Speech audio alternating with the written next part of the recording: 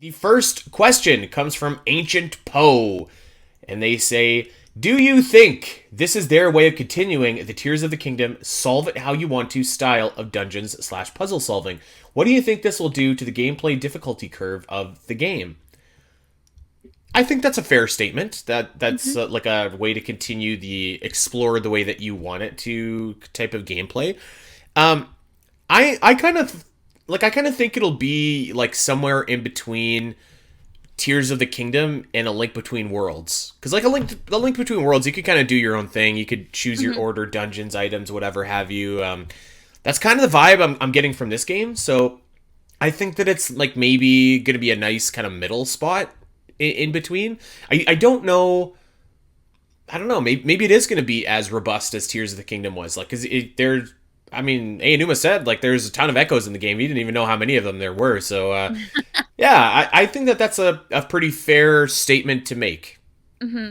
I am interested to see how this really goes about because I can't imagine that you can get like a good chunk of the echoes right away. I feel like the No. echoes are like obviously there's going to be like the sporadic ones that maybe like the developers were like this is kind of funny and it doesn't really pertain to puzzle solving, but I think you'll get more echoes as you continue the game. So I still think that we'll find something a little bit linear Yeah.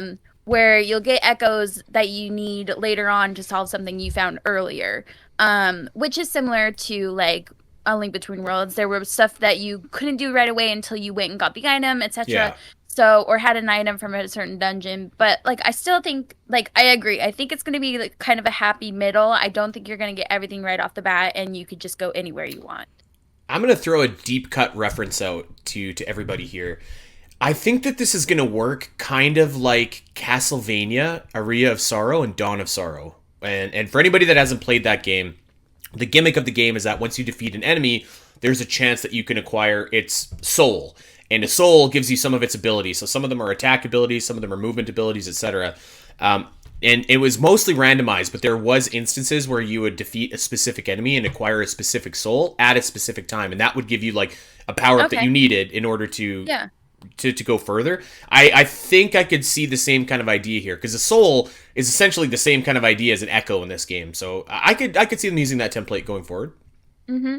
And then as for like, what will this do to the difficulty curve? I still don't think that this game will be that difficult No. because it's definitely up to the person and their imagination. So like when I play Tears, my builds are really basic, but people get really crazy with them. So I feel like we're gonna see some crazy things. We're gonna see some crazy breaking, I think, of the game, even though you can like, be more imaginative with your builds and stuff because it's very similar. Like you take an echo and you Yeah. build something to help you solve a puzzle. So yeah, I guess it really just depends on the person. All right. Next question is from Yagatters. I butchered your name, Yagatters. Jagatters. Sorry, buddy. Do you think the dungeons will be more linear or more like the dungeons in Tears of the Kingdom slash Breath of the Wild? That's an interesting question because we didn't see any dungeons like at all. Yeah, true. That's very true. I mean, I have to imagine that there's going to be something similar to dungeons in the game. Hmm. That would make sense, but I mean, there really wasn't anything shown in that sizzle reel, so I don't know if I'd be like that presumptuous. I think you could probably fairly assume, but I'm not gonna sit here and say like there's definitively dungeons in the game. But if there are, I would have to imagine that they're going to be pretty similar to the style of dungeons that we saw in Link's Awakening. Right? Like I don't think you could do like the big sprawling dungeons like you might do, or maybe like A Link Between Worlds is a more fair comparison because those dungeons were like had a lot of verticality to them and Hmm. whatnot. So, yeah, I think that they're going to be, if there's dungeons similar to that rather than like the Tears of the Kingdom, Breath of the Wild style. I think. I don't think they're gonna be Tears of the Kingdom Breath of the Wild style because you literally can. I mean, yes, we're gonna be able to do what we want to solve puzzles, but like, there's still limitations in a 2D kind of side scroller s game versus like the open world games of Breath of the Wild and Tears of the Kingdom, where Hmm. you could like go anywhere, you could climb anywhere, you could fly anywhere, you could go through ceilings, you could, it was that was so much freedom. I don't think you can do that in the next 2D Zelda game. So I think it's going to be a little bit more linear. I think it's going to be a little bit more like composed and like small, like tight, I guess. I don't know how to describe that very well. Aw, Zozo. And yeah, I just don't see us being in the same direction as Tears of the Kingdom Breath of the Wild. I agree. And let's kind of put a bow on that with our last question here. This is from Barney Cauliflower. With the seemingly non-linear focus on puzzles again, being able to solve them however we want, just like Breath of the Wild and Tears of the Kingdom, do you think the tight linear dungeon puzzle design that the series is known for has gone for good? Is this just the way it's going to be now? No, I don't think so. Yeah, I think it's easy for Nintendo to go back and forth now that we've explored both options. And and yeah, I think saying that the linear dungeons is gone for good isn't the right phrase. So yeah, I feel like we're going back to it in this game in a manner of speaking. Even if it's not in this game, like I feel like there's going to be a return to that style of dungeon. So like people want that style of dungeon and style of gameplay, right? Like even if it takes us another 5 years, maybe a little bit longer, I think that we're gonna get like an Ocarina of Time style game. Like I've said that on the show before, but like they still make 2D Zelda games. It's not like they don't make that after 3D came out. And I think that like there's going to be a third type of Zelda game now. So there's going to be the 2D games, kind of like Echoes of Wisdom.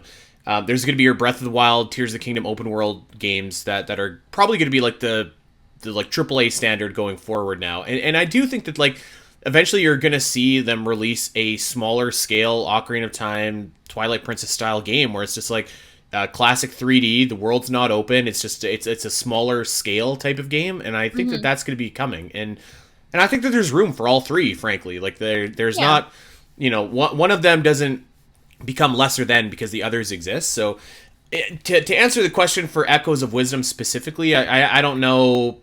I don't know if the dungeons are going to be exactly like the tight linear design that we maybe are wanting. But I don't think they're going to be open world style either. But either way, like I do think that is coming back at some point down the road. Yeah, I agree. Everything comes back into fashion eventually. Very true. Okay, let's continue. The next couple questions are about our pal Link, and let's just get started.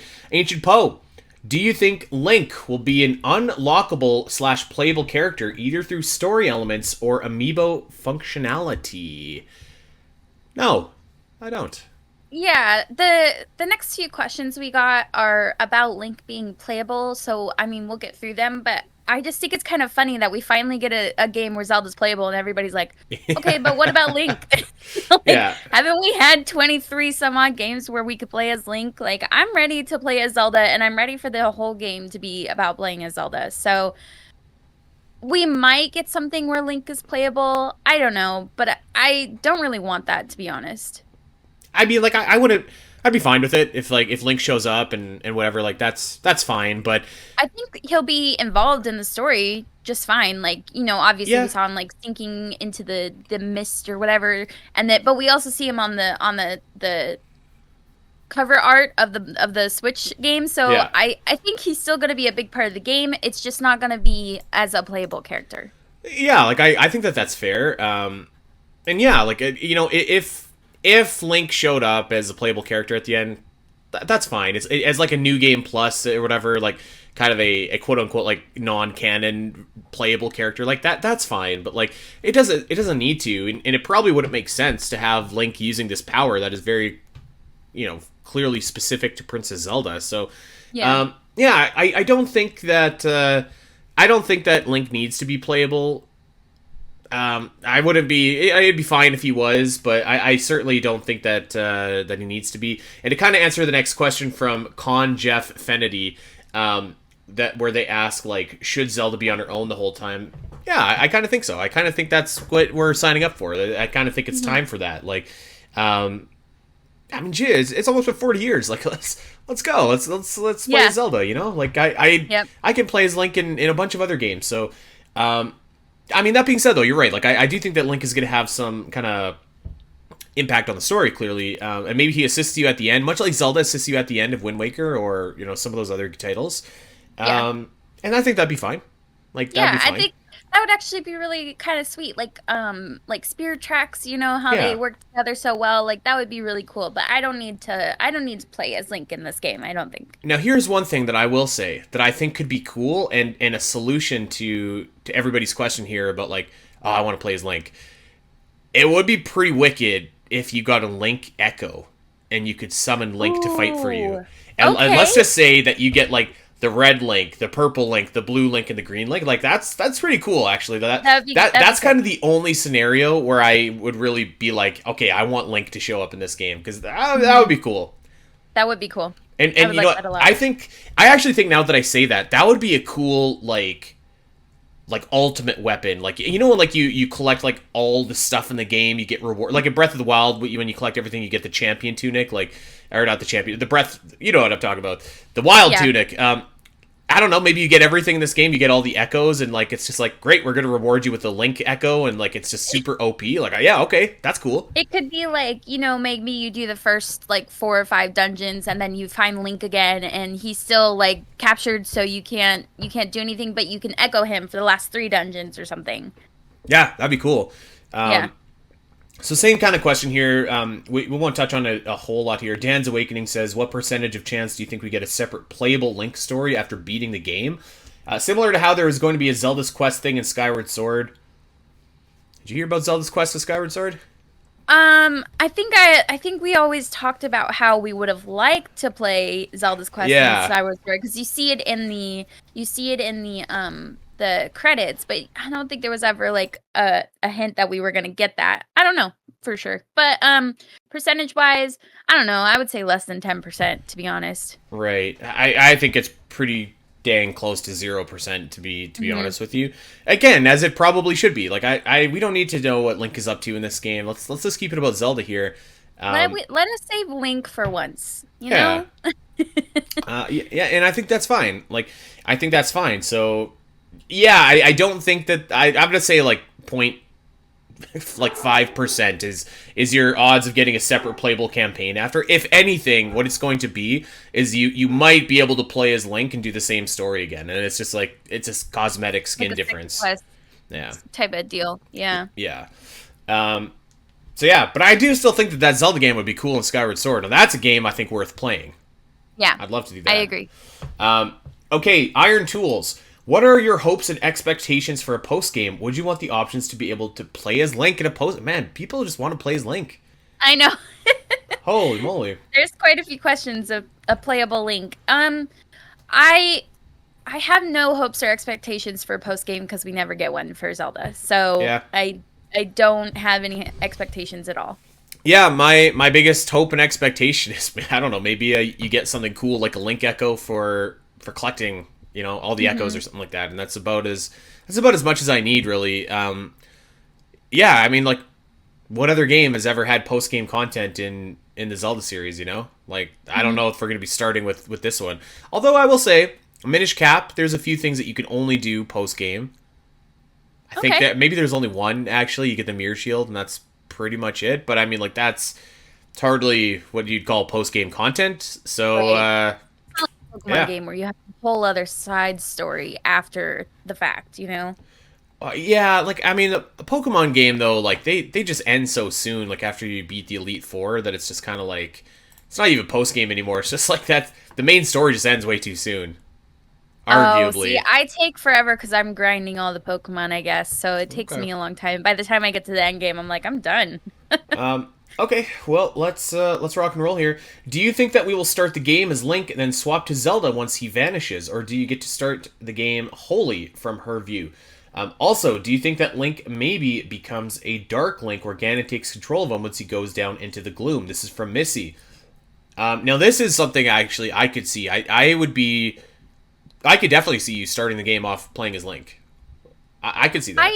I could see that, but I feel like what they showed us at the direct, the little trailer, like the initial part, like that's all gonna happen as the opening scene Yeah. of I don't think you're really gonna play as him. You'll just see him kind of like die slowly into the goop and then Zelda escapes and you see that big wide span of Hyrule and then you start. That's kind of how I see the game going. And I think I could see that as well. Like, I probably think that that's gonna how it's gonna go, but I also could see it's like a small little tutorial section. And when I say tutorial, just like literally learning how to move, open doors, like that kind of very basic tutorial. I don't think it would last very long, like at all. Like maybe a couple of rooms, and then I think it's gonna be a cutscene. Like I don't think you're gonna be fighting Ganon necessarily, but Yeah. maybe. I think it'd be so funny. You get this game expecting to play as Zelda, and then you start off as Link, and you're like, "What the heck?" Like, Yeah, you know what? Maybe you're right. Like if a lot of people are buying this, being like, "It's finally time to play Zelda," and you play as Link, let's just skip it. You're right. Yeah. I could see them doing that though. And to answer the question, do you think that Link becomes a Dark Link where Ganon takes control of him? I could see that. Yeah, I could see that there's like an evil version of Link that you need to fight in the game. Definitely, I could see that. Hey everyone! If you enjoyed this clip and want to see more of the Zelda Cast, make sure to head over to your favorite podcast platform of choice and subscribe. There are over 200 episodes in the vault that will provide you with hundreds of hours of Zelda content for you to enjoy. You can listen to us when you're on a walk, fighting Ganon, trying to sleep, whatever. And if you want to see these shows as they happen, make sure to head over to twitch.tv/the Zelda Cast, where you can watch our beautiful faces talk about Zelda every single week. Don't miss out, and we'll see you next time.